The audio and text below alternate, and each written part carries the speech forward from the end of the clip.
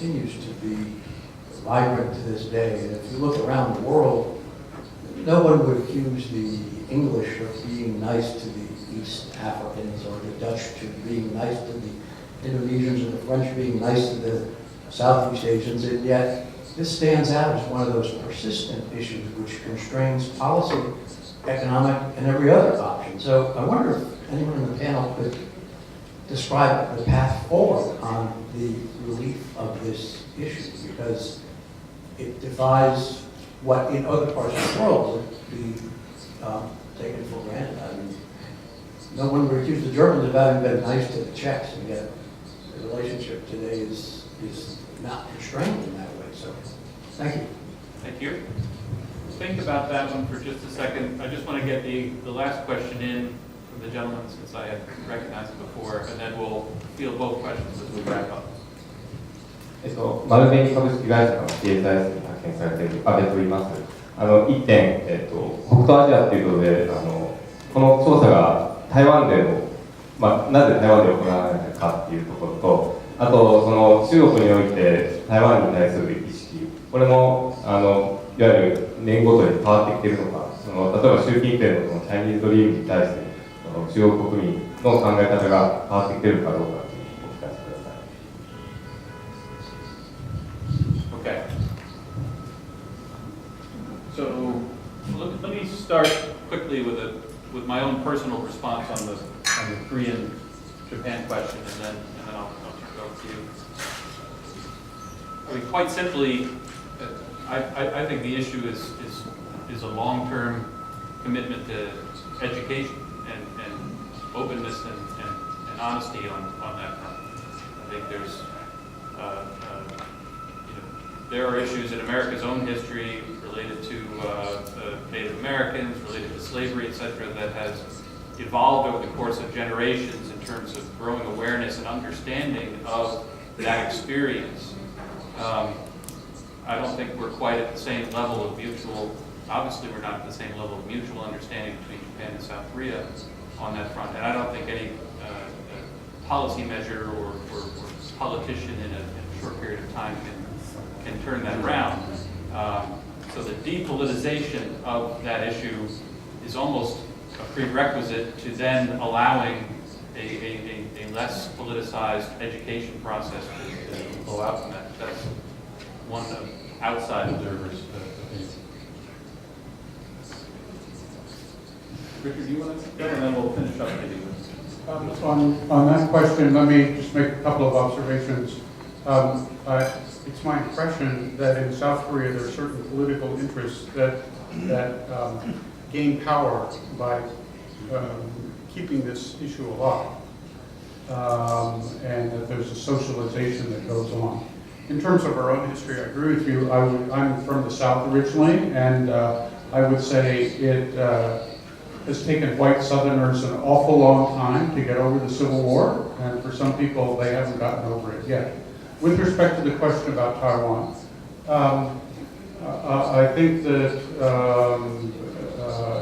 it would be nice if Taiwan were included, but I think opinion in Taiwan about China has gone up and down over time, and now there's more skepticism about the relationship than there was maybe 3 or 4 years ago. With respect to China's view of Taiwan, this is, I think, refracted through a very ideological lens that the view is more positive when the Kuomintang is in power and less so when the Democratic Progressive Party, which is in power now, is running the show. Whether this this prism is based on facts or not is a different question. Finally, I would observe that the range of discussion in China and about Taiwan, and the freedom to offer opinions that are not politically correct, is pretty constrained. And so that changes, I think that limits the way in which Chinese people view Taiwan. Kudo-san, since you traveled the farthest to be here today, what's the final word?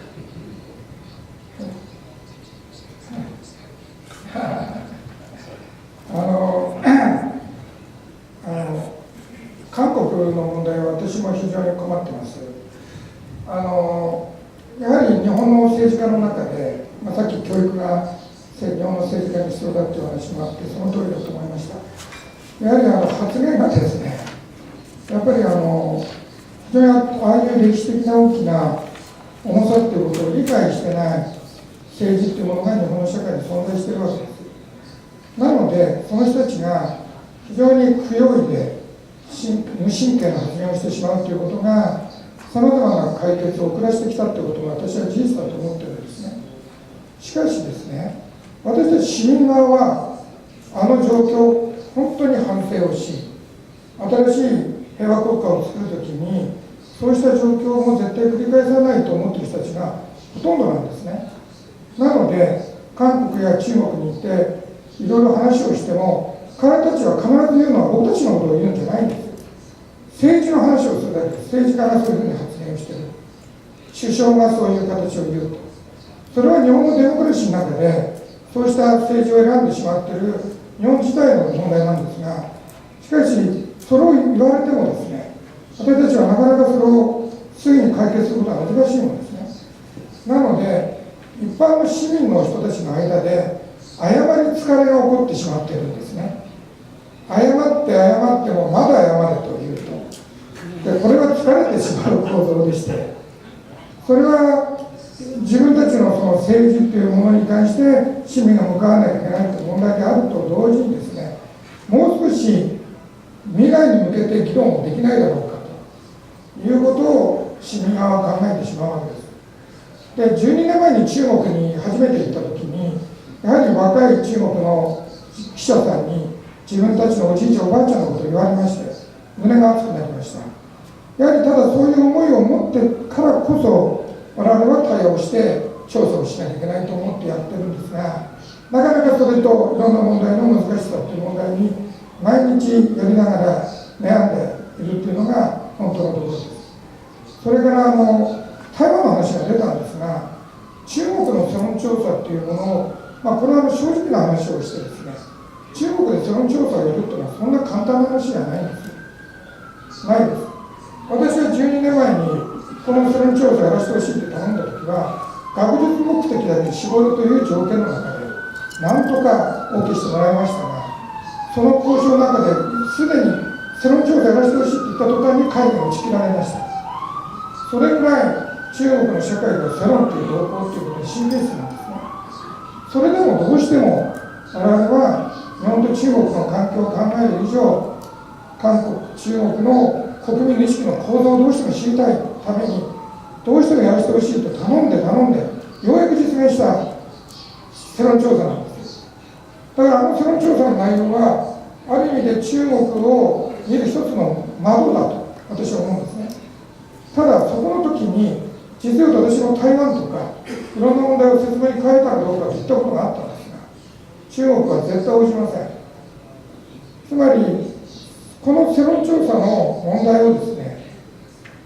世論調査を私たちは守ることの方が重要で、その中で不要な対立をここの中で持ち込むということは、我々自身が今避けているという状況です。ただそれは正直に話したんですが、自分たちにそれを台湾問題を軽視しているということではないんです。しかし私たちがやる課題の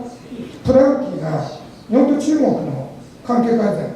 そして地域の平和にある以上、まずそこについてやって、その中で一つ一つ一歩ずつ前進していきたいと思っている。ちょっとなんか言い訳になってしまいましたね。正直なことを言わせてもらいまし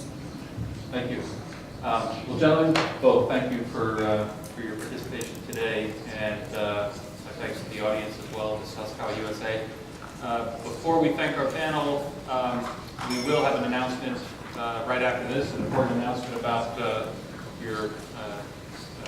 interpreting devices. But before that, gentlemen, please join me in thanking our panel.